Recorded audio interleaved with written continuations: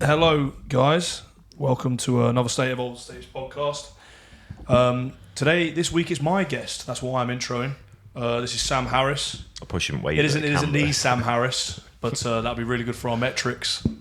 It is from my point of view. I thought that joke was going to go on way better.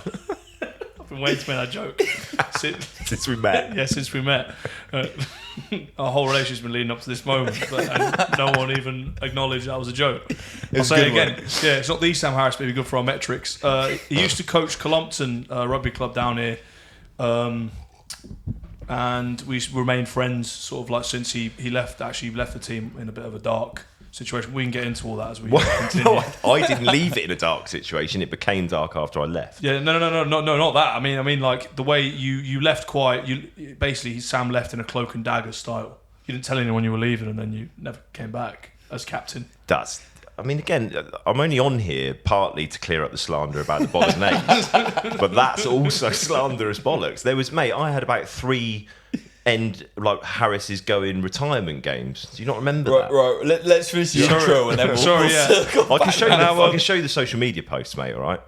You know that is true. It is written in ink on the internet. We've got diverted a minute into the thing.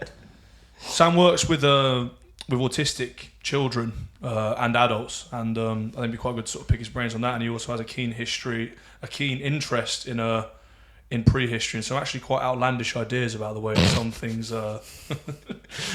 went down. So, like believing archaeologists. Hi, Harry. That's a hell of an intro. I feel like I've got about an hour's worth of mopping up to do after that intro. So, should we start with that, or what? And thanks for having me, by the way, guys. I know how this podcast thing works. You get on guests with like huge followings to boost yours, but I still appreciate the offer anyway. No, it's not true. It's not real. Mate, we're all about just having weird and wonderful conversations. Of course, yeah. I think that's the aim of the game. We can manage that. I think a good place to start would be let's start with the prehistory, just from a completely selfish point of view. That's what I'm into. So, do you want to talk a little bit about? Actually, if you talk a little bit about like what you do for work, and that kind of leads into it, right? Because of the setup and everything you've got going on. Yeah, more recently actually. So I've just moved. The work that I do with families of neurodivergent children and young people, and that, if you haven't heard that term before, that kind of covers anyone with a neurotype that is different from the neurotypical. So you would include in that things like autism, ADHD, or attention differences. There's some thoughts now that you would also include mental health, but actually that's an impacted neurodivergence, so something's happened that's made your brain work in a different way than the typical sort of way.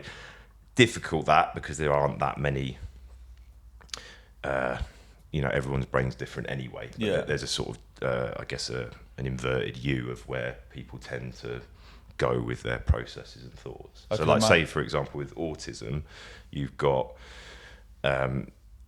a sort of monotropic way of looking at things, so you're really hyper focused on a particular thing or subject or topic or interest, whereas generally speaking non-autistic people are a bit more, I don't know the other word that isn't monotropic, but multitropic perhaps. More scattered in thought? Yeah, like divided attention, essentially. Yeah. And the idea, sorry, I've gone off on a hell of a tangent already. No, but keep going. That's good. The idea sort of now, coming through more strongly now, is that we should consider these as differences, neurodivergence, rather than something that's disordered or malfunctional or broken or anything like that. And part of the reason for that is that the people that have these differences grow up feeling quite stigmatized and quite traumatized as a result of that kind of idea that they're broken or disordered, or, I cannot remember what was in that coffee that you gave me. That's ridiculous. That's lion's mane and cordyceps, guys. No, but the So you asked me how work tied in with prehistory, didn't you? Yeah, but I think the point you just made was super interesting, because I've never really thought of that. So when you're dealing with, so how would you term your work generally? Like, what's the title, your job title, I suppose? So I do two things now. I'm the family services manager at a place called Running Deer, which is a CIC organisation based out in Morton Hampstead. So that's where I work one-to-one usually with families or parents, but sometimes with the child or young person if they want to talk to someone about a particular thing. Yeah.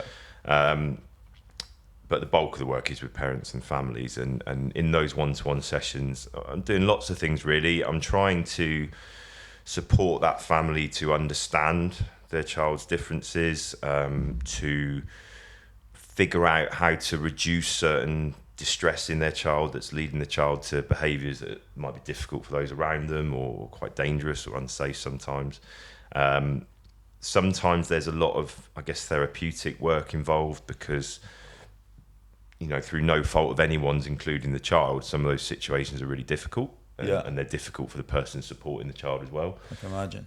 So it's no good, like say, I guess it's like any kind of coaching or training. If you say to someone, the secret to your progress is do X, Y, and Z, it's not always as simple as just being able to do X, Y, and Z. You've got to be in the right place to do it. So there's an element of that.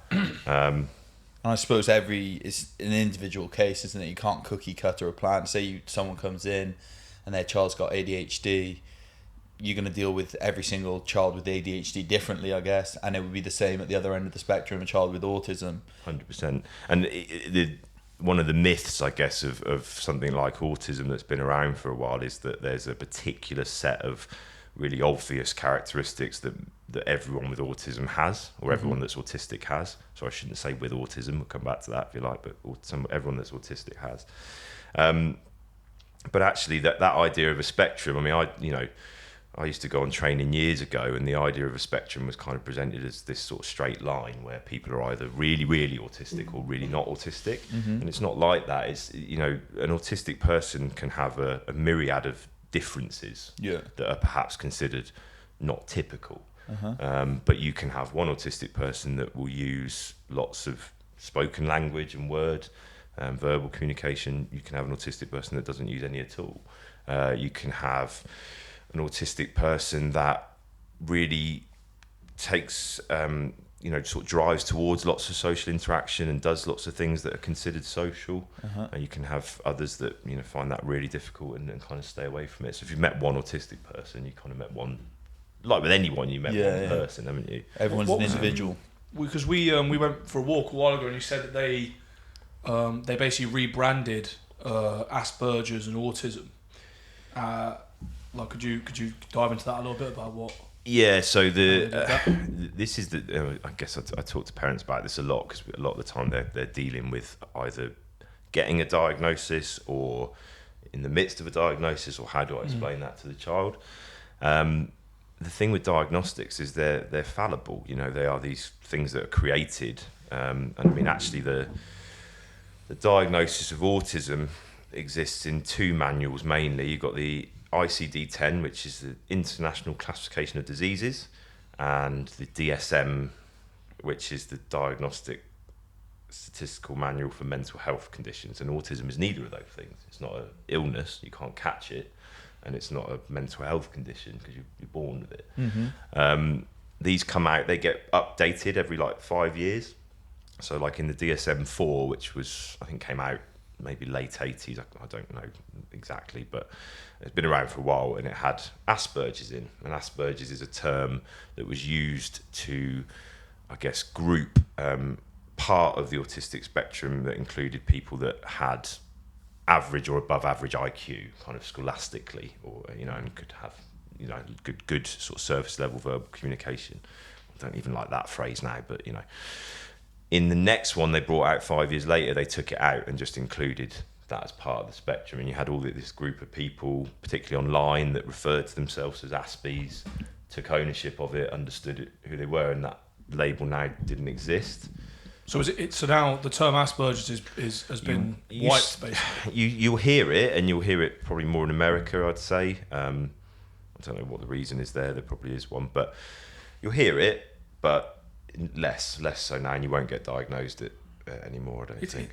I find that incredibly bizarre how there can be something in, I suppose like for what reason would they have to remove that? I don't really fully understand that. I guess the argument was right in the medical journal. Sorry. Yeah, well, I guess it was an acknowledgement that autism was a wider spectrum, and there wasn't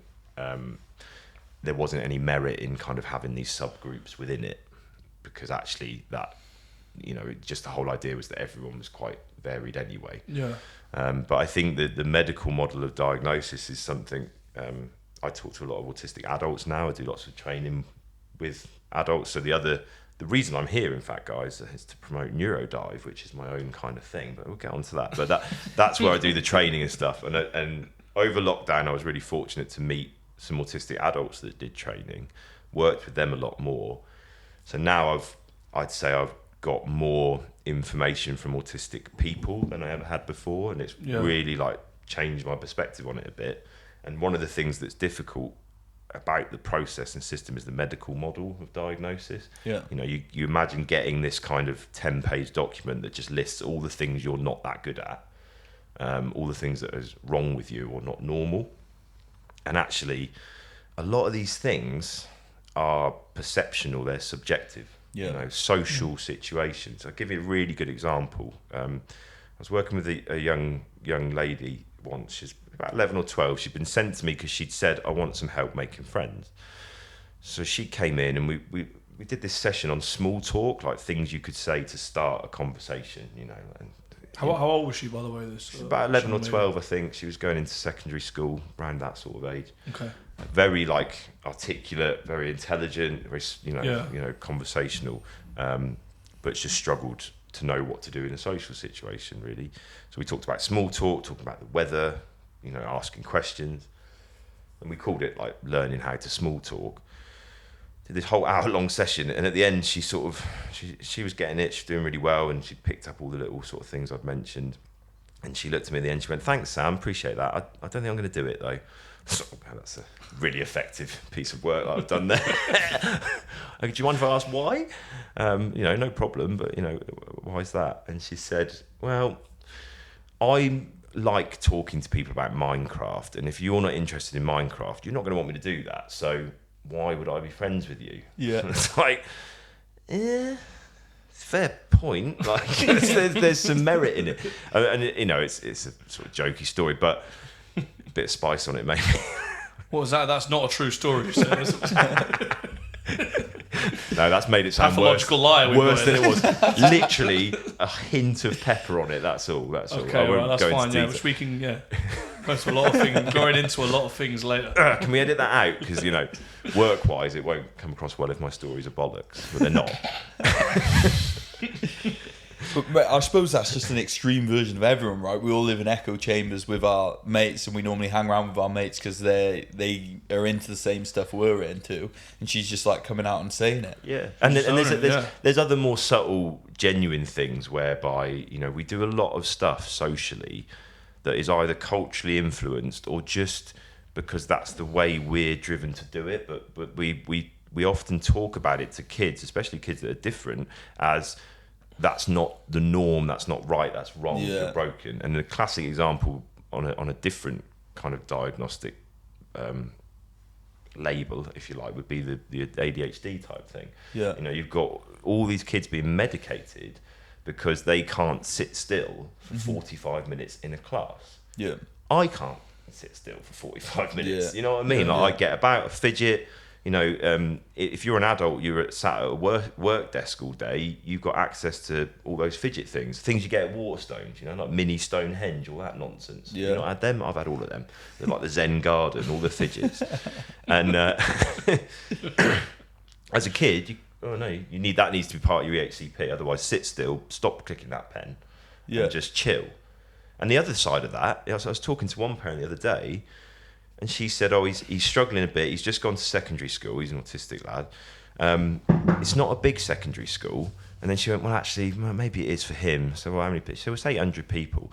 And I thought to myself, as a nearly 40 bloke, fully grown and with freedom of choice to an extent, let's not go into anything else there, but you know what I mean? What I do for a job. I wouldn't go into a place with 800 people every day. Yeah, agreed. Like, and what you're saying... What do you mean? You wouldn't want to be around that many people? No, like, I would do it for like a concert, or I'm doing a show, or going to watch a game of rugby. I don't do it every day, Monday to Friday. That's true, actually. That's a good point. Fuck that. Well, Sorry, we're allowed to swear on this. Say whatever Go the mad. heck you want, mate. Wow. not quite, but But they talk about this, and it's like, it's called Dunbar's number, I think, and they've studied monkeys where it's like as soon as we're on to monkeys. Yeah, it's only a matter of time. Once they get to a certain size, like they group like 150, I think then they split, right? They split into two groups, and you know, again, we can talk about the evolution of the human race. Well, yeah. But you know, it doesn't seem natural for us to stay in these massive groups. That's what I think, anyway. 100%. And like, I guess the difficulty is when you pathologise something as broken or faulty because it's different, you then approach a situation in a way that encourages someone to change beyond who they are supposed to be. And a lot of the kickback now is that there's lots of people coming out talking about masking, which is something that a lot of autistic people and children do. And it's actually coming from a place of, I'm scared of standing out. Yeah. And actually, it has a cost, and they end up, you know, in not good places in terms of there's mental health. a lot of they can be super highly functioning. So like they could, the mind, or you know, someone that's more an autistic leaning mind can do incredible things, kind of far more than like, I suppose, in inverted commas, a normal mind could do, because their ability to retain information or remember things, etc., is like, it's on a completely different scale, isn't it? I suppose, well, you know. What a brain that would be considered normal. Yeah, and so that begs the question for me. It's like, well, is the schooling system the issue? Because, you know, talking about non-autistic kids, you know, one of my best friends growing up, he, insanely smart guy, super street smart, in a social situation, you know, if we were, you know, been out and about on a Friday night in town, whatever, a fight kicks off, something like that, he's the person he knows how to deal with anything like that. He can calm a situation down. In school, fucking useless. Like, absolutely useless. Terrible grades, hated the whole thing, couldn't sit still in his class. But give him something to fix, or like social situations, he just rises to the top of the pile. And he came out of school feeling like, you know, like he didn't do well, didn't end up going to the university, going into a trade. If the schooling system would have been set up differently, he could have flown in life. But he didn't. And I think it was down to him being told, you're not good, all the time by his teachers. But yet, insanely intelligent guy. And I'm sure that's, you know, you must see that all the time. I mean, I don't wish to be controversial too early, but the school system is broken and bollocks, and you know, that's a really clear example of it to me. I mean, so in terms of supporting people with just neurological differences, yeah, you're exactly right. There's so much about it already that is difficult for them that they're almost set up to fail. Yeah. You know, but like I love that example you gave of your mate, because I mean, that I can relate to that. I was a nightmare at school and didn't, you know, I did all right, but was always in the corridor next to the headmaster's office, like never in lessons, and all that kind of stuff. And I think that's kind of why I relate to some of the kids I end up working with further down the line. But over the last 10 years, they've reduced the amount of PE, so physical activity. They've reduced the amount of creative subjects, like the amount of time you spend doing art and stuff like that. And they've reduced the amount of time doing practical activities. And like you say, there are these people that are just, their brains work better at doing stuff like that. Yeah. My father-in-law can come in, very practical man, like worked with tools all his life, can do everything on the house. He'll come in and like look at something and just go, okay, well, that's how that works. I cannot do that. Yeah, likewise. I actually find it quite emasculating. Yeah, he had to come over once and mend the toilet because I knew I needed to lift the lid off the toilet, so I pulled it, and I knew they were heavy because they're like, I was going to say polystyrene then, that's how much I know. What are they? You know what I mean? Yeah, I know what you mean. What toilet's made out of? Is it porcelain? Porcelain, yeah, Porcelain. maybe. I was going to say polyester. I'm glad I'm in good company. couple of absolute nincompoops. So I'm like, I've got my foot on the Smashed edge of this toilet, and I'm wrenching it with full force, and I ripped the whole thing out, and that's when I like twigged that it was a button flush. So it was screwed in, and he come over to look at it. He's just like, "Oh, Sam." Look, my dad's like a practical guy. Yeah. And I know that when he speaks to me, you know, I know he asks me leading questions. He'll be like, you know, he'll say, I was speaking to him about the boiler. I'm like, because that seems to be when the boilers go, that's when humanity will start looting. Because as soon as there's like, you'll turn the shower and there's like, there's no fucking hot water. It's like, I reckon, deprive a city of hot water for 24 hours and there will be murders, mate, because it sends people, and including myself, into like a blind panic. Which is, I like a cold shower as much as the next, you know. But that's another. But I need the option of a warm shower as well. And he sort of says something, you know, about pressure in the boiler and earthing a plug, and I'm just like, sorry, Dad, I have no idea what you're talking about. Like. And another great reason to partake in a cold water challenge, because then when your boiler does break, you'll be all right with it. Yeah, no, but the thing, what it is about the boiler breaking is it's because you're looking forward and you're seeing a life with no hot water and showers. Because you can have one cold shower, but you don't want to be having one every single time. That's called catastrophizing, Harry. What do you mean? As a mental process. Has your boiler ever broken? Son? Yeah, but I haven't immediately assumed that for the rest of my life I'm never going to have hot water again. I'll go next door if I need to. I mean, they'll be weirded out by it, but it could here's just quickly back to your job straight. So have you? So you moved up to doing the thing up in Morton, and we went up there and had like a bit of a cookout and stuff a few weeks ago. I heard you were appalled at the lack of cutlery. That's no, I wasn't. Who the hell told you that? No, I wasn't. Josh mentioned it actually. No, I did. I did think that there may be a plate and fork up there. We ended up eating off. I like an old CD I found on the floor, so I was eating a steak. And Harris was like drinking coffee out of his shoe or something. It was no, but bit of spice there. But there was quite a lot of spice on that one. No, but we unbelievable spot, and I'm sort of, you know, if sort of does going outside and being in this place, do you see maybe if these kids are feeling depressed or they're feeling sad or anxious, do you feel that being out and working with them in this space, do you see improvements in, you know, their mood?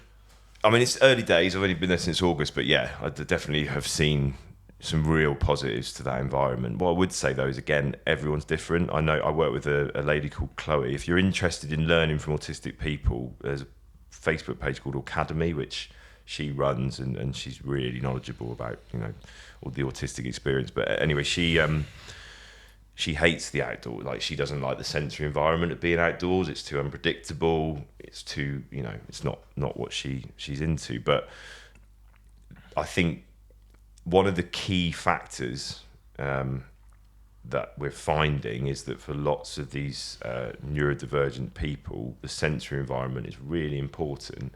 And actually, a lot of the artificial sensory input that we have in our environments is often one of the problems, one of the things that they struggle with. What would like an example of that? Lighting. You know, I was really interested in what James was saying about the blue light and that kind of thing. I've been talking to a lot of parents about ways we can produce natural melatonin recently, and I think that's a really big, you know, part of it. Because, you know, just as an aside, there's a huge amount of neurodivergent children and young people on melatonin. It's quite a common medication they give out to help with sleep, which, again, like anything, my worry would be I'm not medical in any way, shape or form, but a bit like testosterone, if you pump yourself full of gear, your bollocks are shriveling up. So if you pump yourself full of melatonin, you'll stop producing melatonin naturally. Exactly.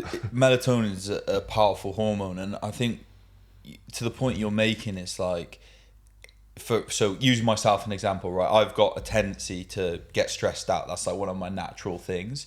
Whenever my I've got a tendency to like throw myself into work, but to like an unhealthy extent.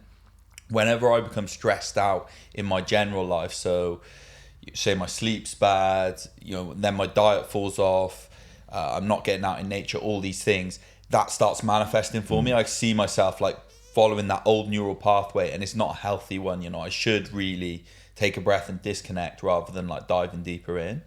And when you think about, in my mind, thinking from a holistic health perspective, when you're thinking about autistic children or people who've got some sort of I don't want to say issue, it's not the right word, is it? But I think if you're coming with the right intention, you're always going to get terminology wrong at certain points. Yeah. So don't worry too much. It's not like a... But anything which is going to increase the level of inflammation in their body, so like bad food, artificial light,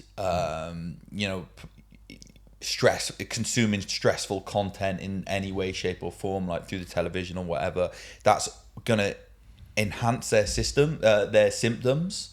Am I right in assuming that? 100%, mate. And I think that holistically, like that's a big area that's missing, I think, in a lot of support for these kids. Like parents will have been offered melatonin or maybe Ritalin. Ritalin's a really common one, isn't it? I mean, I've done Ritalin, and it's big, mate. It's a big thing. Yeah. Like whether it's right or wrong, has a big effect on the way your brain works. And the best way I can describe it is I was sat there for about 3 hours, and I was so focused. I was thinking things that I think still to this day would have changed the world. I'm fairly convinced of that. But I had no inclination to tell anyone or do anything with it at that particular point. So I don't know what that was. Do you actually know what hormonally Ritalin does? It's an amphetamine derivative, so it boosts your neural functioning. So it's kind of like sort of like Adderall?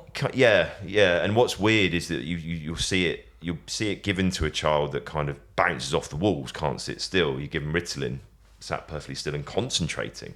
And that's because the part of the brain that's responsible for impulse control is in your frontal lobe, and it stimulates activity there. But again, what goes up's got to come down. There's got to be a cost to that. And going back to what you're talking about holistically, why the fuck would we put our kids on that before we try putting them in a different school system or in a place where maybe we can play to their strengths? I mean, I don't know if it's verified, and I haven't got the research paper to cite, but I'm fairly sure that for a while there were really low rates of diagnosis of ADHD in a lot of the Scandinavian countries. Mm-hmm.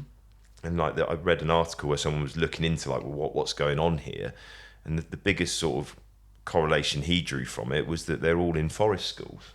So up until I think the age of 12, they all spend their morning outdoors. Yeah. And I mean, it's not rocket science, is it? Really? What are they learning? What's the word? Woodcraft. Yeah, but just being in an environment where they don't have to sit still all day, where they don't have to concentrate on one thing, where they're in their body, they're in nature, their sensory systems are in a place we're meant to be. Yeah. And look, they do better.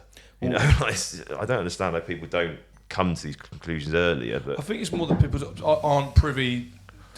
A lot of people just wouldn't even consider questioning the way the system's run. Yeah, maybe. Because it's just the way it's always been done. Yeah. Because I was thinking about it, and I was thinking, what do you learn at school that you need to know? And you need to learn how to read.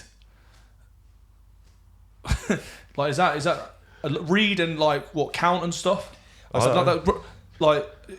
Surely that's I can't actually think of anything else that you actually have to do. I can't think of any thing that I learned really. And I went to a wicked school. My experience of school has been awesome. I was privately educated, but I can't think of anything that I was taught that I really took on further. To be honest with you. And so if kids don't enjoy that situation, why do they have... It's totally compulsory to be in there. Why can't they be outside? Why? Surely most of your day should be spent just being outside socialising with people. Yeah. Well, sorry to just... I was going to say, isn't it weird that... What do you say to people that are struggling as adults in life? Find a vocation. Find something you're passionate about. Make sure your work-life balance is okay. Mm-hmm. But when you're a kid... No, learn this, learn that, learn this, learn that. I don't care if you're a little bit upset by it or you're struggling mentally or you haven't got the emotional capacity to actually go out there and be independent. Learn your fucking times tables. It's a nonsense, really. And you could get conspiratorial about it, really, if you like. Some people in the room might like that. I'm not going to say who. Probably not me. But, the idea that...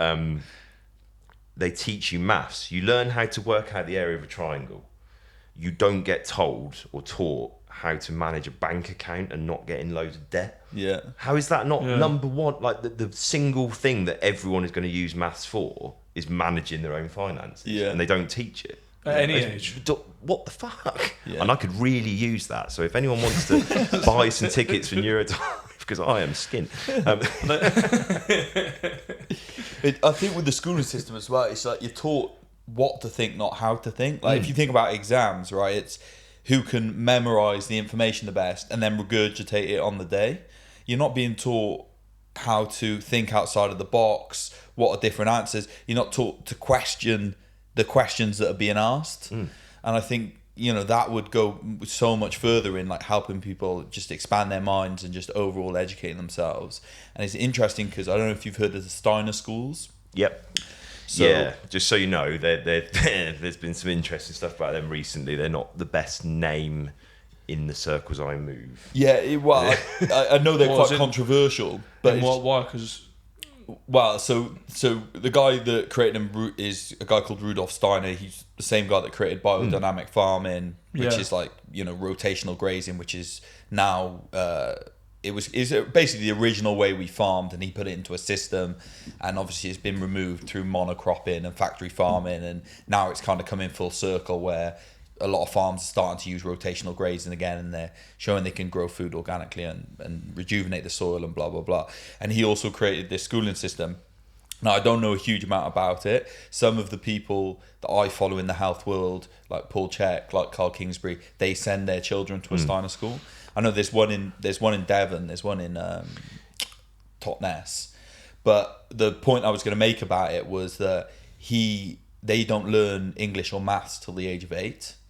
And it's because up until the age of 8, they're completely encouraged to develop the right side of their brain, the creative side of their brain, and they're told the idea is not to develop that logical left side, mathematics, numbers, etc., until they get to a certain age. So they allow their creative ability to expand first, and obviously that's like in sort of complete opposition to the normal schooling system. Yeah. And I don't know, whether that's a good thing. I haven't thought on it much, but when I heard it, I thought that's a really interesting idea.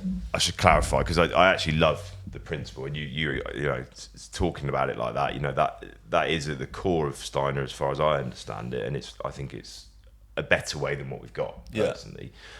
Locally, there's some local Steiner schools that they just got really bad Ofsteds and things like that. So there's a bit of I guess like anything, if what you're looking at is a school environment where there's a lot of wiggle room, and if it's not done properly, it could be done lazily, and that could lead to some issues. But to be honest, I wonder if we need more risk, more freedom, more flexibility for our kids. And I'm not saying that involves adults that are negligent, but actually maybe not monitoring them as much, maybe giving them a bit more room for growth. But if nothing else, and I know you're the ape nutrition philosophy around ancestral living, which we need to clarify a little bit, by the way, when we get onto prehistory, because that's a big old term. But I love it, because I just think that is what we need to get back to. We need our kids doing, play. Yeah. We know there's loads of research into how important play is for brain development. Yeah.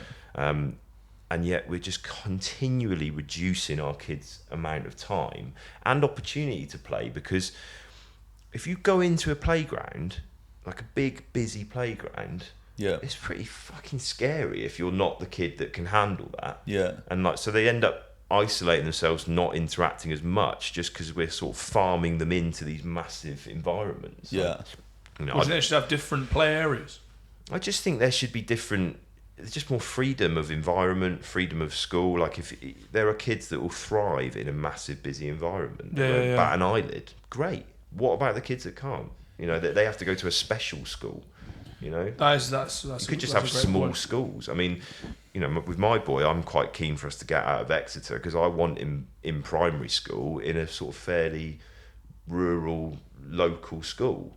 If he then feels like he wants to go to a big secondary, great, if he can cope with it. But what I don't want is him having to cope with learning in an environment that's already stressful. When you're like constantly stressed. Yeah. I mean, you know. It's interesting as well because like so we've got Izzy and I have got two friends where the one really good friend of Izzy's, Fran, they've got a young daughter Pearl who Harry's at, and they just kind of let her go about her business, and she's just super happy, really well tempered, and they really let her do it. There's no coddling whatsoever. She does her own thing, but I'm sure for a different demeanored child, you know, that might not work. And then Izzy's got another friend where she grew up in a commune setting in Spain, and they didn't have school, and then they've come to the UK, and when they came to the UK they sent her to school, and it just scared the shit out of her. She left within 6 months, and they're now homeschooling her. She just could not handle it. Really? And it's just what that says to me is that, like you were saying, we just need more options. Yeah. And there's so much, you know, funding that goes into schools, and we know people learn in different ways, and we know everyone's individual and all these sort of things, but yet everyone gets pushed into this cookie cutter same system. Why wouldn't it be worth starting to experiment? And the thing is, if the standard of education went up, if children started learning more, thriving, that would change the world in a generation. Yeah, definitely. I also think they should get rid of that word, by the way, because like you're talking about there, like the education. So the education system, yes, okay. Ultimately, the goal is that they learn things, but am I mad to just hope for a situation where my boy looks back fondly at his childhood? Do you know what I mean? Like where he enjoys his time. He's been supported to learn. He's been given opportunities to find what his passion is and where he wants to go with it, and time to focus on that. Yes, he's been taught stuff that's really important for almost everybody, but actually, I don't give a shit if he's got 10 GCSEs at A star, I was going to say, but they're all numbers now. How old I am. They're numbers now, like 1 to 7. I didn't know that. I didn't know that either. Very weird. Did you do GCSEs or O levels? Oh, you bastard. Oh, you cruel man. No, I did GCSEs, Harry. Right. Thanks for that, though. Well, no, you're the sneaky oldest guy I know, mate. How am I the sneaky? That makes me sound really bad, like sneaky old. Like guy. sneaky old. I consider myself a bit sneaky old. Do you know what I mean? Like when people see me, they think, What, how old's up that in guy? your Like windows? 22. Mate, that's I'm quite actually an 30, insult, mate. I think. Sneaky old man, like you don't. No, as in sneaky old. I think for you're his quite curves. sneaky old, but I'd say he's more sneaky. So when people see me, when young people see me, they're like, that guy, he must be what, at the most mid-20s, and I'm like 30, and I'm like, nah, mate. Whereas Harris is, slightly more senior, and he seems, like my age. I think you need to rethink that term, sneaky old. No, sneaky old's I know nice, what you're getting at, but I think like a different wording. If you read the description, it was No, fine. well, but so that's we're the going to highlight rebrand was- education and sneaky old. Those are the two priorities of the minute to rebrand as phrases, I'd say. Just quickly as well, Sam, if I was going to sorry, this is completely on a different topic. Go for it. Can you talk us through the Piggyback Marathon? Oh, thank you, mate. Because I said to myself, I better bloody talk about this because I am sort of doing it, and I need people to sort of donate. Otherwise, it's just a waste of everyone's time. Or at the very least, share, and comment, and I'll get a bit famous from mate, it. It's not about the charity. I'll certainly donate. So I need more basically- info first, so I can. It's a worthy cause, but then we'll get into it. Sorry. So to raise money for Mind Mental Health charity, myself and a friend Pete Howard, shout out Howard's Health and Fitness, very good PT in my opinion, as is James also. Anyway, what am I doing? You haven't here? got to congratulate every PT. I'd like to thank. Just keep going with the Piggyback Marathon. I'd like to thank my mum. Basically, we're gonna piggyback each other for a marathon. It doesn't take that much summary. I was just kind of getting air. And where it's not like the London Marathon. It's your own route. Yeah, because we looked at signing up for the marathon, but it's not for a while. And to be quite frank, having trained for this thing twice, we just want it done. So we started training in April for it, and it was horrific. We did an hour around the park, just piggybacking each other. We're both he's about 110 actually now, 108, and I'm about 105 kegs. So it's we're even-ish. He's obviously a bit heavier, but let's not draw attention to that. But it was horrible. We did an hour, I felt like I'd played a game of rugby, which for me at my age is not much fun. Yeah. And so we built up, we trained, and we did a half marathon sort of towards the summer, and then he buggered his knee stretching, and they say mobility is good for you, and then he had 2 boxing fights, so we've not been able to do it, but now we've raised about 800 quid, and I don't want to have to give it back, so we're now in the middle of winter having to restart this whole thing again, so please donate. What route? Well, I'll definitely be donating. There are 2 questions. First question: what route are you walking? And the second question is: how was your rig feeling after having walked the half marathon? Horrific. It's horrible, mate. I know. Pete, I don't know. Maybe it's just us, but Pete's like a really healthy, physical guy. I think he did shot put to a high level, so he's a strong geezer. I've seen him deadlift a lot of weight. Look, I don't know what it was, but that is one of the benchmarks of strength. Yeah, deadlifting a lot of weight. And we both find it horrific, like to do, because the half marathon we started at 7 a.m. and we finished at 2 p.m, and I think we stopped for about half hour. And it's not too bad. No, it's good time. It's quite a good time. Yeah. Well, we're sort of jogging, so really we're going faster than a walk, but you just have to stop and change over. That's what we've worked out. It does sound hard. That's 20. Marathon 26 miles. Yeah, I don't know if we're going to do it, but still donate. Is it? No, I think you will be able to. But are you putting any kind of time limit on it? No, just get it done in one. But are you bringing camping gear with you? No, we initially we were going to do it over 2 days, but we're just going to do. If we do it for 24 hours, we do it for 24 hours. It's fair play. Yeah. How often are you swapping? Is there any? So we kind of. It is a bit of a metaphor, the piggyback, mental health wise. Like you're picking someone up, you're carrying them, you're doing something together. We kind of came up with the idea before the whole sort of pandemic and social distancing thing, but so maybe it's a middle finger towards that as well. Who knows? You have been sitting on it for a while then, this plan. Yeah. You're going to have to pull the trigger at some point. Maybe there's been a lot of plans that have been sat on for a while, Harry. Have you ever thought of that? No? Yeah, no, I do. Okay, point. Yeah, it's a good point. We can cut that if you like. I don't know. What did you ask me? How far? Yeah, how often are you switching over? Sorry. We're doing it by feel because we figure there were times when we were training where my knee was completely kaput, so he was clearly doing more. He was going faster, he was jogging, probably doing a longer distance. But there've been other times when I've just felt better than him, when his knee was a bit dodgy. So we like to think we sort of try and keep it to our estimate of about 50 to 100 meters. But to be honest, mate, it's more on when you tank out, and stopping just before that, because otherwise you're knackered. Are you going to film it? Yeah, we're going to try and get some people to come along, drum up a bit of stuff. We're making little videos about it as we go. We've got vests made. I think you can make just so you know, you can make a compilation video that might go viral. Maybe, I don't know. It's one of those where it's like, this could be a real feat of achievement, Ross Edgley style, or is it just a bit?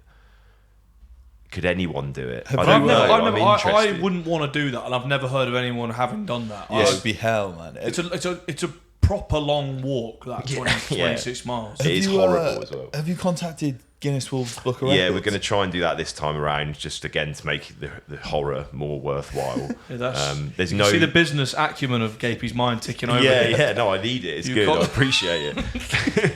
If there's money in piggybacking, then I'd rather make some. Not for me, obviously. Oh, well, for the charity. For the charity. Your next podcast will be Joe Rogan after you pull this off. No, because you did. Because you've done a couple of other. You walked the Jurassic Coast barefoot, right? Well, this does tie in a little bit to the sort of holistic thing, right? Because I am an avid listener, by the way, guys. Thank you. I really like it, and it is a pleasure to be here. I'm not sure I'll be listening to this one back because it might the pleasure is ours, mate. The pleasure is ours. Not at all, mate. Not at all. But the holistically, you guys, I think were speaking to, it might have been Mo or someone else about the having challenge, like the cold water challenge, and something that kind of pushes your system out of its comfort zone. Yeah. And my thought on it is that actually what I think humans need is opted challenge, where they opt into something challenging. Yeah. But actually, when you feel like that challenge is forced upon you, it takes from you. And actually, one of the sort of cognitive tricks people often do to protect themselves is actually they accept the challenge. You know, this is my life, this is my lot. Yeah. I'm going to go with it.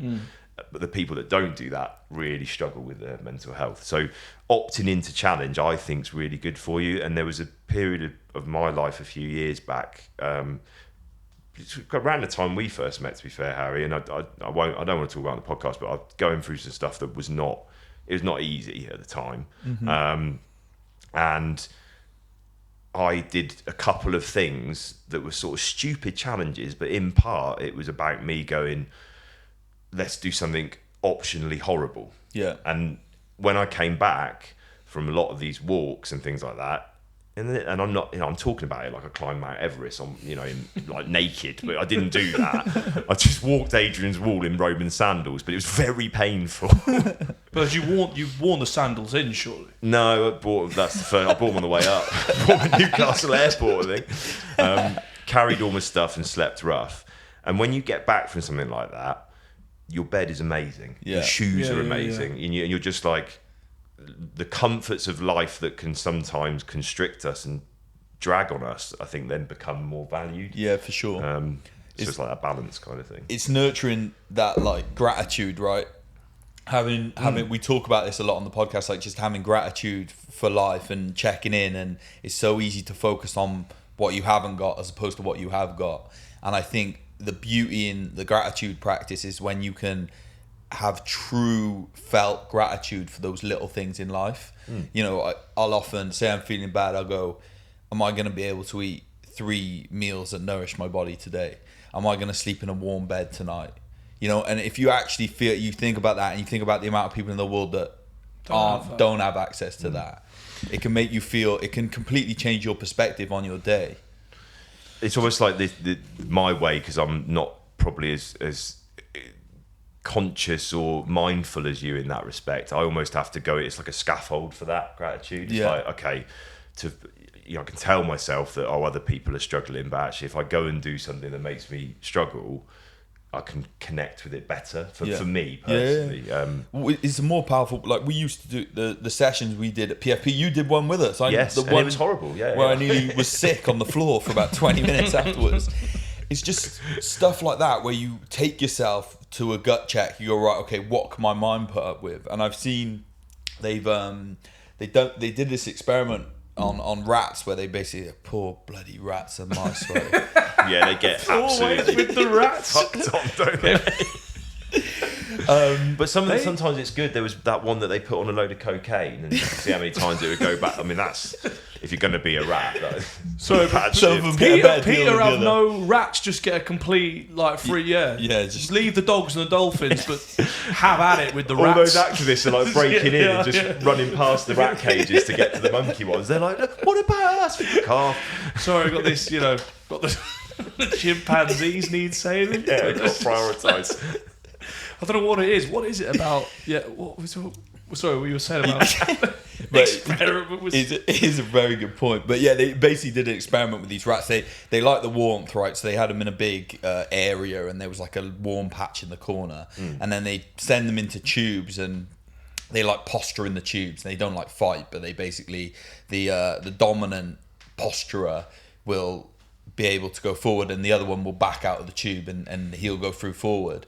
And then basically the ones that like won that battle would always then be able to go back in, and they'd be like strutting around, and they'd get the warm corner. Right. And the idea of it is that like getting a win then transfers into the rest of your life. So like what you were saying, by doing that, by going and doing that challenge and getting that big win and showing yourself, I can fucking do this, then you do carry that into the rest of your life. You know, you give yourself that mental strength. What's the boss rats would then they'd have an extra spring in their step. They'd be cotching in the warm corner. Yeah. All the women rats they can shake a stick at. And all the cocaine that they've given them. Somehow. I'll tell you who does do that is Liver King. What? With his barbarian challenge. Wait, literally the most talked about person on the podcast. Where he walks with the kettlebells, the rucksack, and have you seen you're aware of Liver King? I've seen him. This could tie in nicely Harris has an issue with people eating raw food. Okay. Yeah, okay. So, well, that's a hell of a segue. That goes back onto prehistory, doesn't it, I guess? But what was the question? Yes, Liver King eating the testicle. Yeah. Well, no, but he eats the majority of his food raw. Or does he? Because there's a lot of... I'll be honest, mate. there's talking on the Instasphere that he actually cooks that food and he just wants to appear. I mean, I hope he does, because he's a plonker. Why is he doing that? Like, why would you eat a raw testicle? Yeah, it is I very don't good Create point. to make his like- testicles healthy, like for like. We've But spoken why about it would... many times. I'm sorry, but if my life is going to have one of two options, I either sit down and chow down on a raw testicle, or I get a lovely little pill that I can get from Ape Nutrition and just, smash it and go Why about not my day. Why? I guess... See, that's too Mate, much. I Raw food. also have. I think that the eating of the raw testicle is clearly a gimmick, right? He's not doing that off cam on the reg, Like an apple. Is it controversial to also point out that I think he's probably doing a lot of gear? So Well, we've had this discussion. Yeah, right? he. I think he probably is taking anabolic steroids. That was Yeah, which I think- kind of makes his argument a little bit less valid, No, doesn't but then, it? but then I don't think. But then at the same time, when I see like Ronnie Coleman, because it's kind of I find it actually talking about bodybuilding, because you bought me a Ronnie Coleman DVD for my birthday. very signed. good present. Very good present. I didn't buy it, but like... You found it in your attic. So thank you for that real show of thought of going into your attic and find. But when I see them, they're obviously taking a lot of anabolic steroids, the bodybuilders and what have you. But it doesn't. For me, it doesn't diminish any more of the respect I have for the level of discipline they have. And clearly, he lives an incredibly disciplined lifestyle. To look like you can't just like take. There's plenty of geezers. You go down, Spit and Sawdust Gym, Peach Gym, whatever it's called, and you see a lot of guys. They don't look like that. You know what I mean? No, but it went, and I absolutely agree with all of that. Having said that, though, they do bloody help, steroids, especially with things like looking jacked on Instagram. And if he was if one video was him chowing down on a raw testicle and eat raw testicles, and then the next one was him shooting trenbolone up his ass, then I could get on board with it, because at least you're showing both sides. But You sense dishonesty. I just think it's a bit... If you're claiming something... But then I don't really know Liver King. Is he claiming that he looks like that and he's such a badass I don't know. because he eats raw testicles? Apparently, he's disputed the allegations. My issue was like James PT put out, and he made the point that you made, and I think like the liver and the organ meat, as we talk about on here quite a lot, is like a really healthy thing for people to do. Yeah. And I don't want it to just get dismissed because people are like, oh, he's on gear. You know what I mean? No, 100%. And I would... but I guess... Yeah, for me, something that's showing the value without the gimmicky stuff, What was it? Let's bring it back. What was The the raw food. original You question? don't like the fact that he eats raw anything, liver with maple syrup and a little bit of salt. No, it's not like I don't like it. It is what it is. It's an Instagram thing, isn't it? He's doing it to get Instagram followers. Do you not think he eats that on like the daily? If Not discounting the testicle. But going back to my original point, if he is, why is he doing that? He's a bit of a weird bloke. There's no is there a benefit to this that he's trying to claim, or? Yeah, well, so it's the same thing as eating the capsules, right? It's like you eat you would eat a raw testicle effectively. It's got loads of stuff. It's got activin, it's got inhibin, it's got these different, it's got zinc, it's got stuff that would boost the productivity of your own testicles. I'm on board because I want some of them from you. Yeah. But my point is, why would you not just have the tablet from Ape Nutrition? Yeah, we're on the same page. What about the cooking of the food? I thought that was really Okay, yeah. So the other thing food. is with cooking of food, there's an idea that because I think you guys were talking about it with someone about how we evolved. We got a lot more intelligent when we started eating meat, and actually, that is true. But the more sort of recent research ties it more in with the invention or the discovery of fire, and actually cooking the food is probably what made it more digestible, because we know that two of the things that take up a massive amount of energy or calories, as far as I'm aware, is your digestion, but also massively your brain. Like our brains need a lot of energy compared to other animals, so there's an idea that by finding something that made the food not only taste better, although we don't know if it did back then, subjectively, I guess. But it kind of made it easier to digest, so you got more from it. Yeah. And that's where we made these huge leaps. And that was tied in with meat because it's more nutrient dense, but it was also the cooking of it. So if you're going to eat a testicle, Fry it. Flash fry that. No, but yeah. Yeah. I think there's because obviously ultimately we don't know. With the evolution of human, there was a point, right? We were Neanderthals and we were, basically animals at one point. If you follow the classic history, story of history, Darwinism. Which of course, Sam does. Well, we kind of have to, otherwise we're just like, well, anything could have happened, couldn't we? Exactly. Yeah, but that's great, but it makes it quite hard to study as a thing. And there is my thesis, my hypothesis. Anything could have happened. You could have told me anything could have happened, and there is a chance I will believe it. Yeah. But if we're just sticking with that, there's a variety of theories around it, like discovering eating meat, discovering eating fire. Some people talk about the stoned ape theory, where we discovered psychedelic mushrooms, and that's what expanded the brain, which is quite a cool hypothesis. And likelihood with a lot of these things, it could be a combination of all three. But with cooking food, obviously, it depends. So we know, with certain plant foods that cooking them, so for example, spinach, kale as well, isn't it? Kale contains massive amounts of oxalates, which are these anti-nutrients which bind with nutrients in our body and stop the absorption of nutrients.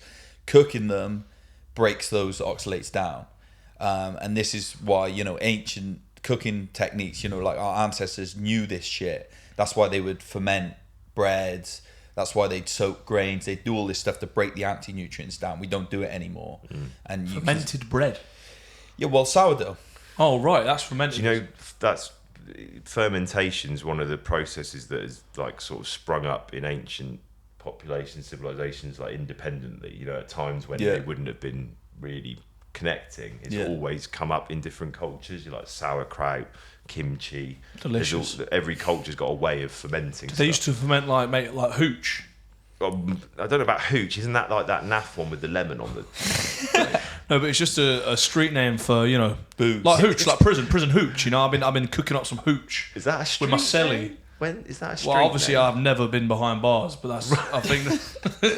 You've been on the streets. Or You've indeed watched on the streets. Sean Atwood to know the prison lingo. I've watched at least 10 prison documentaries to know they use the word hooch. I spent my whole life in Devon. You could get away with it. I wouldn't know if it was street or not. I get confused when kids ask. I've never actually drunk that hooch with the lemon on it. Sorry, but what were we talking about? Fermentation of kimchi. Yeah, so I just think it's like you say. So basically, if you look at, because we don't value our food anymore, right? Everyone, how many people have food go off in their house and they're chucking it in the bin every week? Back in the day, and there's a really good podcast Joe Rogan did recently with a singer called Jewel. I don't know if you've ever heard of her. She's like a massive singer. I'd never heard of her until the podcast. But she grew up in an Inuit sort of community in Alaska. And she talks about how she would have to, one of her jobs as a child was go to get water from the stream for drinking water. And she would be so careful carrying it from the stream to her house because she knew if she spilt any, that would mean she'd have to go back down sooner. And I think times gone by, we had such an appreciation for food because it was how we survived. And also it's you need those, people realized they needed those nutrients because otherwise they it literally their life depended on it. So that's why they would prioritize eating the organs because they're the most nutrient dense. They would ferment, they would soak, they'd do all this stuff to get the anti-nutrients out to optimize what they were eating. Obviously we don't do it anymore, and along with monocropping and spraying the soil with pesticides and all this stuff, the nutrient quality of food's going down and down. And as a result, we're seeing, I believe, more mental health issues, more chronic disease, all this stuff's on the rise. And you think, do you think that's because of diet in a big way, or a real contributing factor then? Yeah, so it's for me, I think it's a massive contributing factor. There's loads of different bits and pieces, but if we just look at mental health as an example, we know a lot of our neurotransmitters, so the neurochemicals that tell our brain about feeling happy, feeling content, all these sort of things are created in our gut. And when we have gut inflammation, which a huge amount of the population has now, and they don't even realize it, this lessens our ability to create these neurotransmitters. What it also does is it stops our absorption of key minerals, vitamins, and stuff like that. You know, if you look at, just take vitamin A as an example, vitamin A has affects our eyesight. That's why everyone says, you know, eat carrots to see in the dark. The whole idea behind that is carrots contain beta carotene, which is a version of vitamin A. Vitamin A helps the eyesight. There's actual merit in that then. I thought it was just bollocks. Like Yeah. Well, there's... What about eating crust makes your hair go curly? Did you? I think that one might be bollocks. Yeah, but I lumped the carrots and the eyesights with the cross and the curly hair. That's why I lumped those two. I never knew carrots. when people said that. Was that like to encourage you to eat them, or a threat if you ate them? Because what if you didn't want curly hair? The way I it saw could it be was both, I just suppose, like, depending on the your way I saw it preference. was just like a fact. Like, for good or for bad, if you eat these crusts, your hair's Very stoic. Just like, thou shall eat the crust, thou shalt have curly hair. It's your perception on the situation as to whether you wanted the curly hair or not. Yeah, you obviously ate your crusts. Yeah, obviously, I did, and But see, I've bluff to always this child. smashed my crusts, and I've not got curly hair. So there's a slight. Maybe you would have had straight, you know. something like Well, there you go. We got some anecdotal evidence that is bollocks. The crust thing is bollocks. The crust is bollocks, but I think the carrots there is carrots. some truth. There's a bit of merit to it. There's deeper levels because it's a plant version of vitamin A, which is less absorbable than the animal version. But that's another deep where would you hole. get the animal version from, Josh? So Organ meat. Bones, yeah, organ meat, seafood's a really good option. So fish like, eggs. cod liver oil, yeah, it's a really good one for vitamin A. But yeah, so basically, if we've got gut inflammation and that stuff going on, it's going to stop our absorption of all these nutrients. So the more nutrients you have in the system, the more bodily functions operate optimally. So that's like the whole idea. Healthy behind body, it. healthy mind, I guess. Healthy body, healthy mind, exactly. And that, I was actually interested to talk to you about that because I think there's an area, certainly in lots of the families and parents that I work with, that is kind of glossed over in that you know, looking at the dietary implications, you know, again, holistic health for supporting a child or young person is often not on the list of things that people are prioritising. Well, I've actually read a few studies on it. There's a guy, Chris Kresser, who's like one of the he's kind of one of the top functional medicine doctors in the US, which is kind of like a term for a holistic health practitioner over there. He talks a lot about this, children with ADHD and diet, and he references, I can link this all in the show notes and I'll send it to you, people basically switching children with severe ADHD from a standard Western diet to a Paleolithic diet and just seeing massive improvements across the board.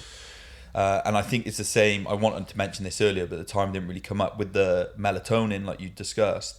We had Dan on last week. I don't know if you listened to the sleep one we've done recently. Yeah, no, I did really. So he sells the blue light blockers, which obviously help with melatonin. So we can put you in touch with him, and maybe you guys can set something up. I'd love to sort out some sort of active research going on. I mean, you know, I'm not someone with background in conducting research, but you know, I've got access to lots of families and parents that would probably be up for trying things and seeing, reporting the difference. And I think, yeah, it's interesting again with the ADHD thing as well. Like, something like diet is not looked at as in depthly as whether to put them on some sort of pill, you know, that is essentially a stimulant. It's baffling, really. Why does he says it calms the kids down who have ADD, ADHD in these kind of situations. Why would a stimulant then calm them down? I don't really understand that.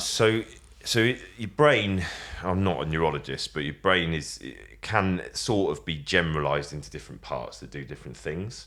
And in terms of human development or thinking or consciousness, a lot of the neuronal activity is far more concentrated in the frontal lobe. That's what kind of separates us from, say, a chimpanzee. The brain size is not actually proportionally that different a lot of the time, or not. You know, it doesn't make sense that difference in size would lead to that much more cognitive ability. But there's a far greater concentration of neurons in the frontal lobe.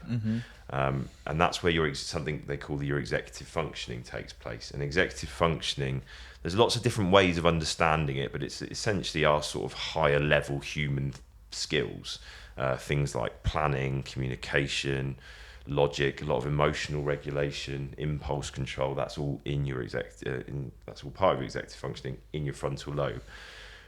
What happens with ADHD, and interestingly, ADHD is not really, it's not the best name for it as much as anything, because the core difficulty is impulse control. And what you're looking at with ADHD is the impulse to move, the impulse to give your attention to something is really strong for them. They don't have that inhibition to go, hang on, I'm supposed to be doing a podcast, so stop thinking about, oh, I need a wee, that kind of thing. Yeah. Or what's that over there, and they've gone to get it.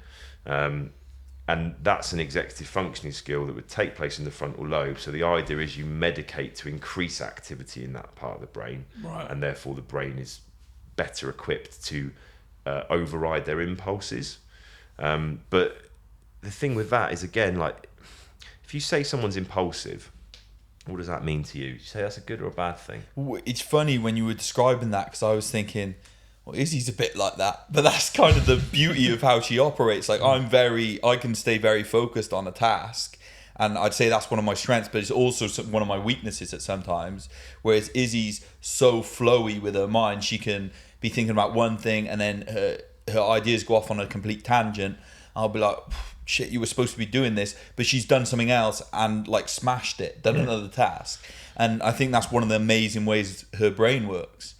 So yeah, I think it could be a superpower. Exactly. And if you're in the right situation, and what you often find is that lots of entrepreneurs, people that start big things, creative people, lots of them would fit a lot of the traits of ADHD, but maybe didn't get picked up. I personally, looking back now, I mean, a lot of the people I work with, talk to online, they're all telling me to get it looked at whether I have ADHD or ADD. So the other thing with ADHD and ADD is the H. People just think, oh, ADHD, kid that runs around and fidgets. ADD is like the impulse of the mind to wander. So you go off on tangents, you're really disorganised because you start one task and then you've just forgotten why you came in the room, and now you've got to go get your shoes for outside and all that kind of stuff.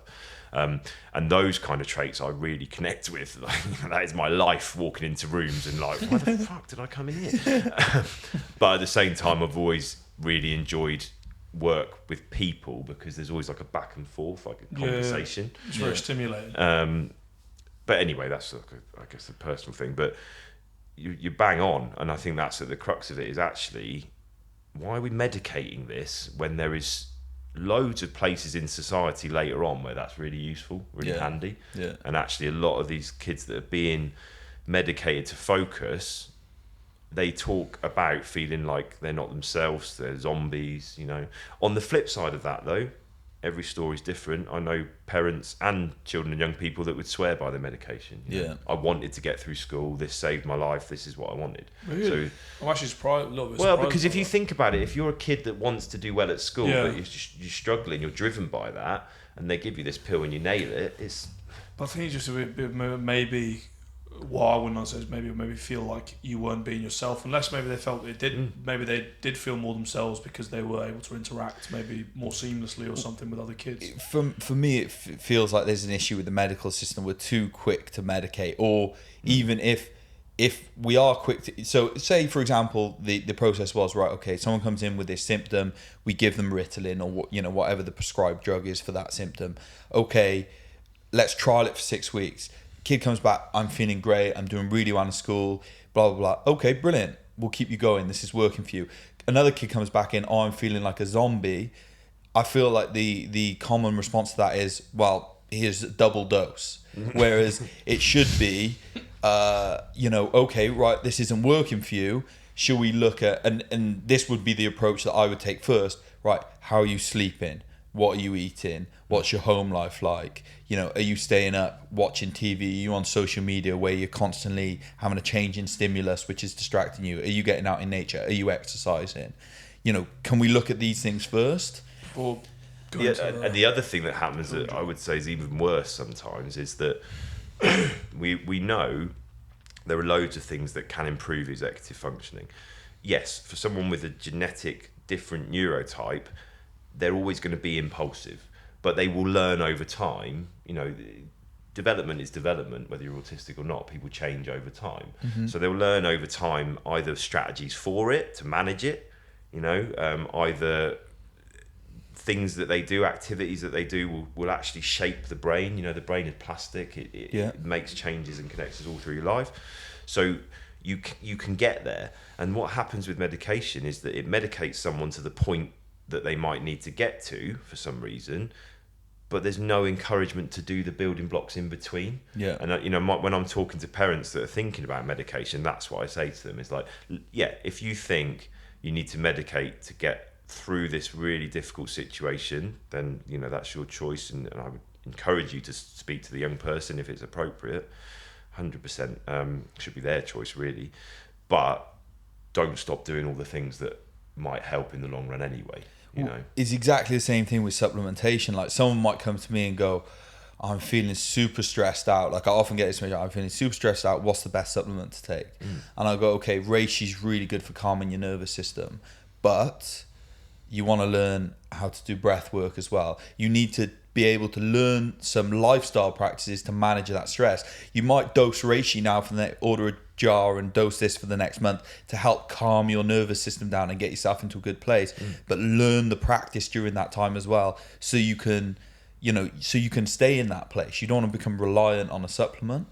100%. And it's exactly the same with medication. Well, but at least even if all you do is just smash the reishi and that's the only thing that chills you out, at least it's a mushroom. It's not like an amphetamine. True. And even then, you're right. It's about kind of building the blocks back up, isn't it? Yeah. Should we clear up this Bolognese situation?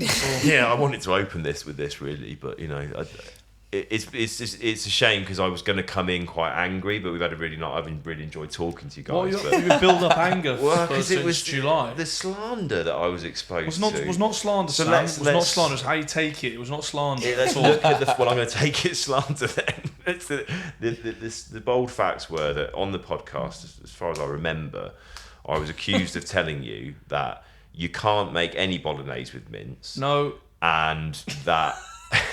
we'll have to verify this in some sort. We can. Well, we have it's recorded, literally recorded. But I did listen to it on the way here, so no, I didn't.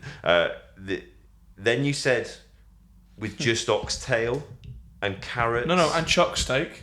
No, did you mention the chuck? Yeah, I did mention chuck. I have no recollection of it. We talked about this. We spoke with Max, because Max. Oh, right. Full disclosure, one of two things could have happened here. One, I sort of listened to it, decided I was going to take the piss about it being slanderous, and I've remembered what really happened.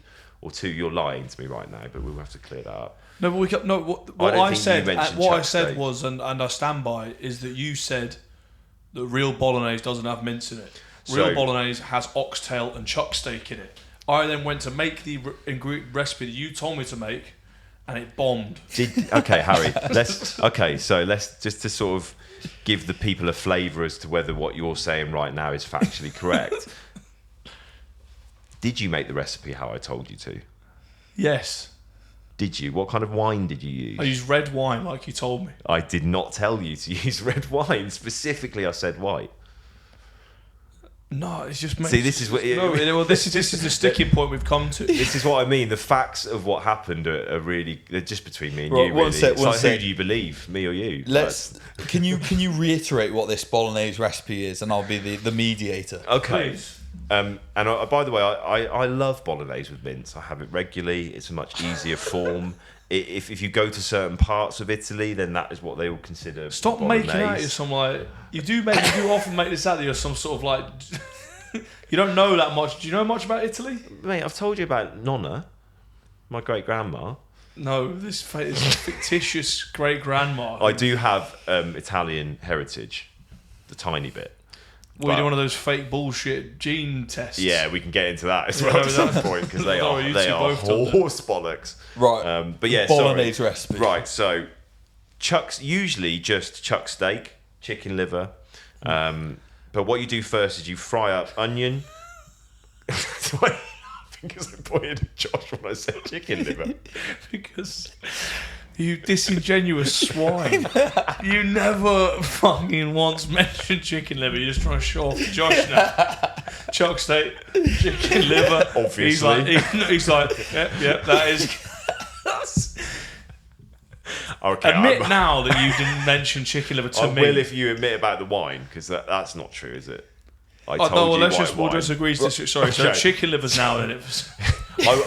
On reflection, I have used chicken liver in the past. They may not have told you chicken liver, but this is genuinely what I. Right, chicken liver. If we were here now and you said, Sam, make this frigging bolognese and shut up talking about it, that's what I'd do. I'd have chicken liver in there. But first, you fry the onions, fry the garlic, fry the carrot and celery. Chuck your meat in, fry it all off. Chuck steak is the sort of standard. But if you've got some fattier steak, that's great because it's going to cook down over time and release the juices. Delicious. And again, you can occasionally throw in some oxtail, is what I said. You made it sound like it was exclusively made from oxtail on the podcast. That's not the case. But you can throw in a bit of that, bit of this. You cook it down for ages so that all the meat breaks down and goes like little strands, basically. Sounds unbelievable. Coats. It's amazing. And if you use white wine... What, tomatoes? No tomatoes. But if you use the white wine, you get the acidity. And it tastes not stew-like, but it's really rich. It's really meaty, rich vibe. It's not a tomatoey, tangy vibe, which is probably why maybe someone with your slightly uncultured palate struggled, because you probably would have smashed in a load of Heinz tomato sauce. No, yeah. I put a thing of ketchup. No, of course I didn't put any ketchup in there. What I'm saying is that. So you don't put any tomatoes in there. Not in this recipe. Can I just point out as well? Carrot, celery, chuck steak, oxtail, and chicken liver, and that's it. And the white wine. And the really? white wine. And the seasoning. Obviously seasoning, like... What's making salt, up the gravy, you know? Yeah. the wine, and then the juices from the meat. You add water as well. You do add water. Does sound good, to be fair. I would give it a go. I'm actually salivating. I'm quite hungry. It is, actually, I have to say, the most disappointing thing to come out of this whole Bolognesegate, Harry, is, not necessarily the slander, but that you didn't enjoy the meal. And it is a very good because it was an absolute meal. rigmarole. I ended up putting it in the slow cooker for about 4 days. But again, I didn't tell you to do that. You've got to put it. You want to whack it in a pan on low, but you want to be able to see that it's kind of bubbling away, and then it will cook down in about 4 to 6 hours. Yeah, because I had it in like obviously 4 days is a bit much, but I had it in overnight in the slow cooker, and by the time I come down, that oxtail still wasn't falling off the bone. I feel bad that you persevered with it for so long. For fair, it's all right. We had a vat of this stew substance, and I was calling you every name under the sun to my girlfriend, but Fellas, we're an hour and 16. Do we have time to go into the sort of other chat around, where you're working and the kind of life, the lifestyle stuff? Do we have time for that? What's the lifestyle stuff? Like well, Harry's like, what the fuck else have we got to talk about? This program? No, we've got loads. Maybe we can. We're barely scratching the surface. No, but I know you've got a meeting, Sam, haven't you? Later, and not till 12:30. Okay, so, cool. Yeah, I've got time if you guys have, and if the listeners have got the patience. Yeah, no, they got the patience. No, I kind of wanted to go into. I know where you're working. You've recently moved, and you've kind of got all this prehistoric bits and pieces to light fires and so on. I'm quite interested in that, so I wouldn't mind going into that. Okay, I'll be a bit more succinct, which is hard for me, as you can tell. But okay, so doing those challenges that we mentioned, so like Adrian's Wall, I always slept there. Like that was the cool bit that I wanted to do. So when I did Adrian's Wall, I'd sleep in one of the turrets. I slept in this one spot on the wall where you literally could see for miles, and there was not a house on the horizon. It was amazing. Are you in a bivvy? I just had a roll mat and a sleeping bag and a bit of tarp and that kind of stuff. Fair play. Because it was just weight that I'd have to carry, so I carried it with me. And those moments were incredible. And then, so the next challenge I did, me and my cousin went and tried to live wild for a week. And I was just starting to get interested in prehistory then, but was caca at it. It's not the sort of thing that you can just YouTube and go out and do. Like, we spent about 3 hours building this bird trap that he'd seen how to make out of twigs and rope on YouTube. And like just sat there for like 3 days watching birds just sort of peck around it, and like nothing happened. Ray Mears is really good at what he does, but he's a charlatan. He will tell you that you can dig up dandelion root and it tastes like a lovely parsnip. Does it fuck, Ramirez? It tastes horrible. There's a reason why parsnips are in the shop and dandelion root isn't. What does dandelion root taste like? Ass. Just horrible. Like really acidic, like bitter. It's minging. But when you haven't eaten for 3 days, you'll smash it, but it's horrible. So anyway, so we did that. But for me, like I just started getting really into like that sort of being outdoors type stuff. And actually, it sounds weird, it wasn't outdoors at all. We got a wood burner and I'd be spending nights just staring at the fire. Yeah, I think been there. When you that when you're talking about holistic and sort of ancestral type approaches, I think fire is a massive part of that. Cooking on a fire, cooking around a fire, building a fire. So I started getting into that, and then I became aware of running deer as an organisation. Did some training for them years back. Got speaking to the director, and it just transpired that she'd be keen to have me over there and do what I was doing for another organisation there. And at the same time, I would get access to the woodland they've got out there to do work with families, but also, I mean, I go and kip out there probably once every couple of months just to kind of spend the night out in the wilderness. So what do they do? You know, taking apart what you do there, what do that organisation do themselves? So it's a CIC, which is a community interest charity, I think, or something like that. And they own a school. They run a school out in the woods. So it's called Butterton Woods, up on the moors, just outside Morton Hampstead, and it's a school there. So they tend to get kids that have perhaps not been able to cope with regular schools and been through the system quite a bit, and this is kind of often like a last resort for them. They've got these wicked little pods that are in like as classrooms. A bit not dissimilar to this, but like rounded ones, a bit smaller, and they use them to teach from.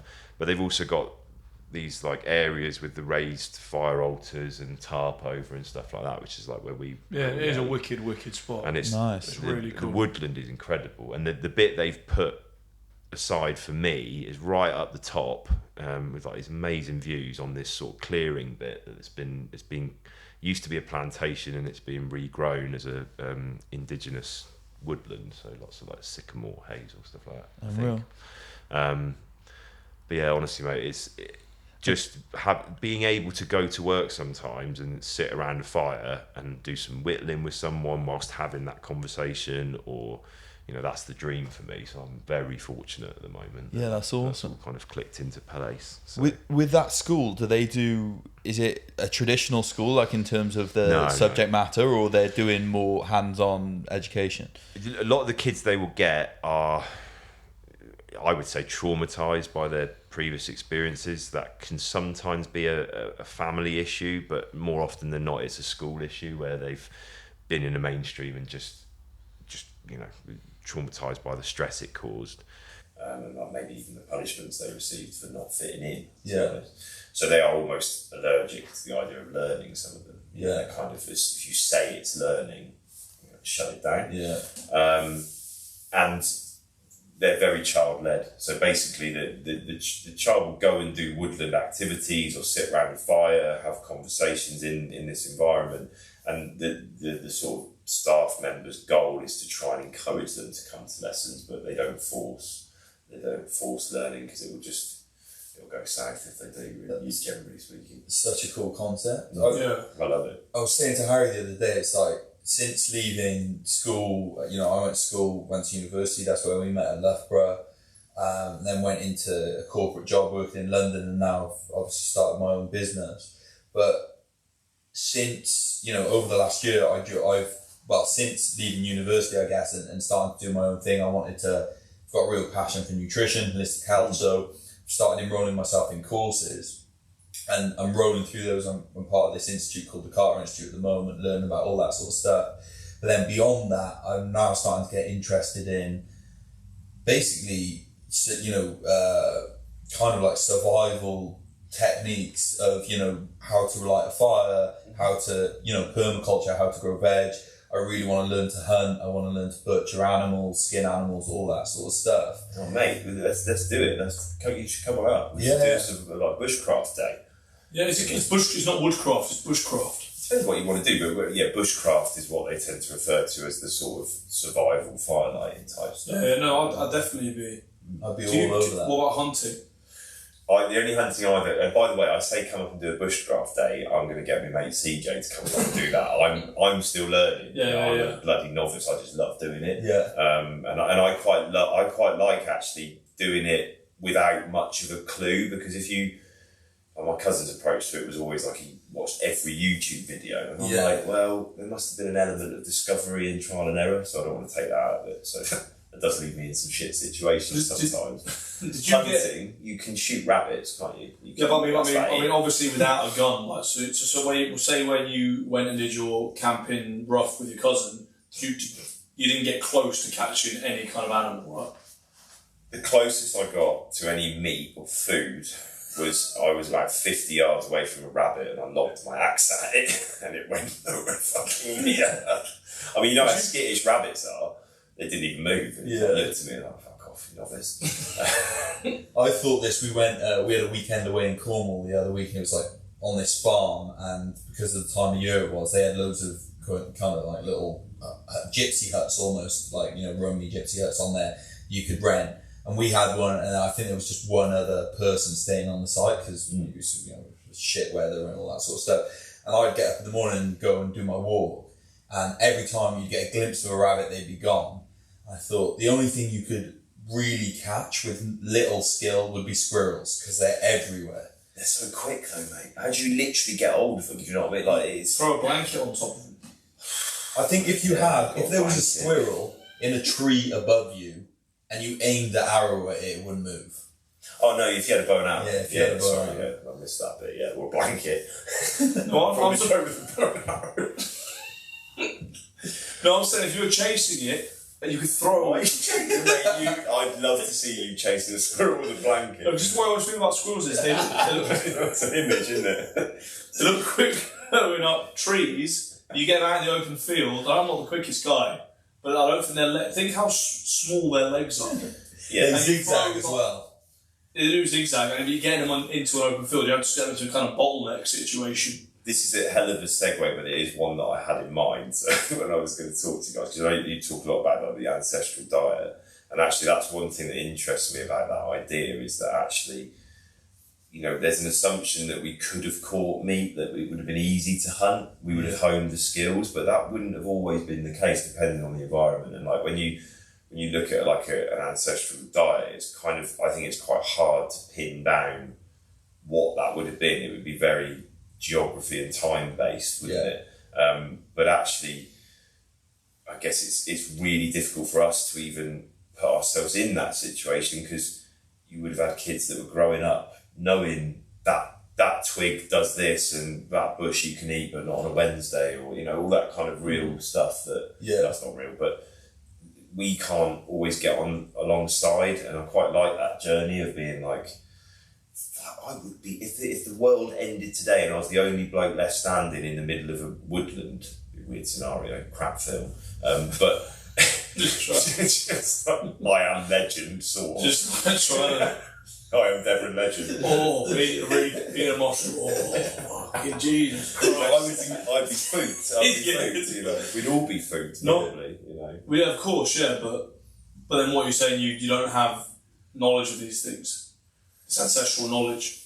I think it's really hard to even say what an ancestral knowledge is without being a bit more specific about the time period. So even like, and I love what you guys do and talk about and eat nutrition and what James does as well.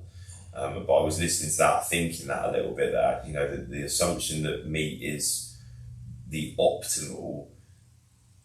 I 100% agree if you're thinking about the bodily health system, that makes sense.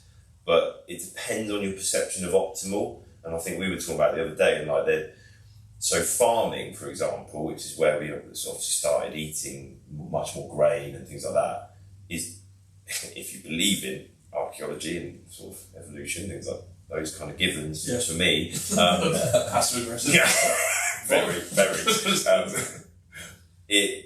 There was a huge spring in technology and what we could do as a result of that.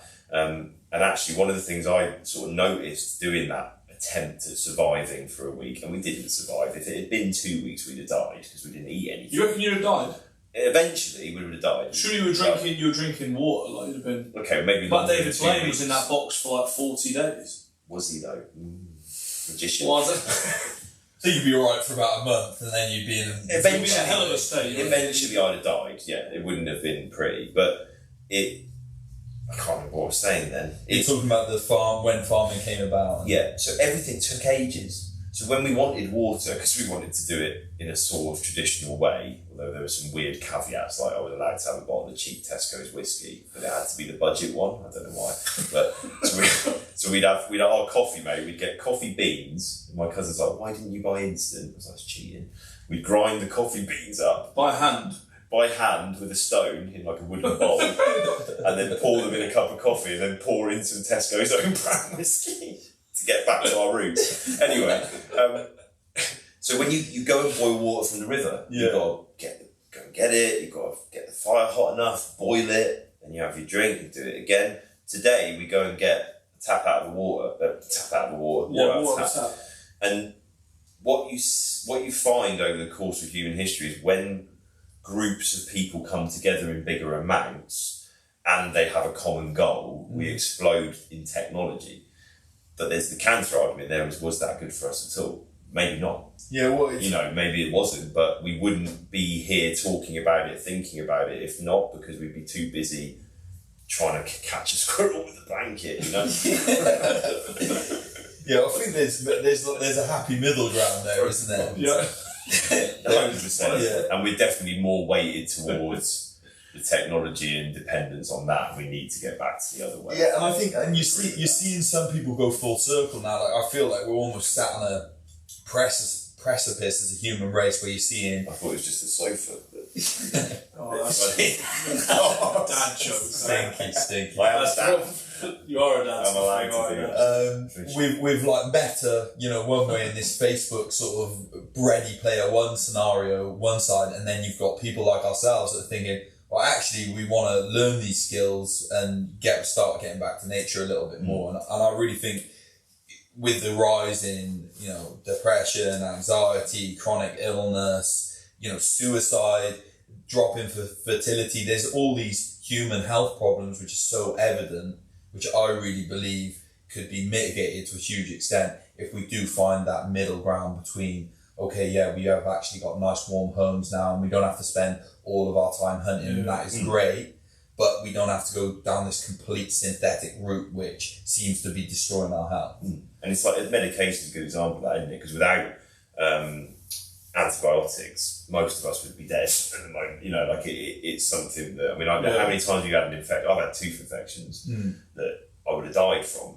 And that's not me being... Would you not pull it like Castaway style with the ice skate? It depends how infected it is and when you notice, doesn't it? Because, I had one on my wisdom teeth that went from being a bit painful to overnight it was out here. And in the past... How sore was it on a scale of 1 to 10? It's pretty bad. They gave me liquid morphine though, which was very nice. So it was, swings and roundabouts, isn't it? But yeah, you would have died from stuff like that back in the day. Yeah. But that doesn't mean that the answer to everything is then to medicate, is it? And even with antibiotics, there's a cost. We know they're less effective. So you get old guts. Well, you're getting antibiotic. This is one of the big problems with factory farming, because animals are living in such horrific conditions that they're having to use so much antibiotics on them all the time, and then people are eating those animals, and there's like this build-up of these antibiotic resistant bacteria, which that could be like a massive issue. If there's like an outbreak of that sort of stuff, it could cause huge human health issues. Life finds a way, man. Just like in Jurassic Park. Exactly. And I think with just one thing I got to say on antibiotics while we're on the topic is like, if they're throwing that at everything, and I think there's time and place for it to be used, like your scenario you're talking about, but there's also times where it probably is prescribed and it shouldn't be. Yeah. And then there's the case of, antibiotics actually kills your whole gut microbiota. So it's like it kills the bad bacteria, which is causing the issue, but also kills the good bacteria. And there's no protocol in the standard medical system to rebuild that good bacteria after the use, which is, where modern medicine can combine with holistic health and lead to better results. 100%. sort of summarise what I was talking about with the work, but also my sort of feeling on any kind of health process, really, difference and diversity, I think, is what makes us human. That's the bit that is different from other animals the most. We live in all these different environments. We're so individualised. Wouldn't a decent medical system right at the start be doing a lot more focus on you as the individual? What is your life? What are you taking? What do you eat? What does your body, how is your blood work? What does it tell us about how you respond? What's your vitamin profile? Before they ever went near a kind of generalised slap on, this helps most people. Yeah. And that is, unfortunately, that's the where we're at, isn't it? Couldn't agree more with that. Could not agree more. 100%. Is there anything else we want to cover? I think I've really, really fucking enjoyed this conversation. Yeah, me too. I'm glad that other people have. It's we- normally just me. No, I reckon I'd definitely be. I think we still got a few more things we could tackle in a part two. So, There's still a part two there. Looking shifty. Yeah, I'm intrigued about what. No, 'cause I think honestly that was like, I've been mates with you for a good few years, and I've never kind of had a vague idea what you did, and now No, cheers, man. It's sick, mate. So well, I definitely, there's more that I think can be done in the way of holistic stuff. That's something you're interested in, and you guys want to get involved in. I think we should definitely, mate. And maybe we could do a little bushcraft session and then do a part two after that and report back on how. Yeah, actually, I'd like to. We can grade ourselves on who was the best at bushcraft. Obviously, Sam's got a head start. Yeah, might be surprised at how shit I am still, but so then the pressure in that way. So Sam, if people want to find out about what you're doing, if they want to sponsor you for your mad piggyback adventure, all that stuff, like where do they go? That's a better name for it, actually, mad piggyback adventure. We stick with this hashtag Piggyback Marathon. That if you put that hashtag in, it's pretty niche. So if you're on Insta or Facebook, you'll probably see a couple of our videos and ways to vote. And I think if you put Piggyback Marathon into just giving search thing, then I'll link it all in the show notes. That'd be awesome, because I'm crap at this bit. My own sort of thing that I'm doing in terms of training, webinars, and kind of those kind of events around supporting families of neurodivergent children, young people, is called Neuro-Dive, which is kind of a play on the word Neuro-Diversity, but also because I'm kind of diving into the world of of neurology and neurotypes. And coupled up with that, I've also got a podcast called the Neuro-Dive Podcast, which again is on iTunes and usual places, I think, where I talk to people with neurodivergencies about their experiences and what we can learn from that and how we can use that in practice. And I'm keen to expand that out a little bit more, so maybe we can get you guys on talking more about sort of crossover episodes, crossways. I don't know nothing about it, but I'll try my best. Well, more like mindsets and things like that. 100%. No, that'd be wicked.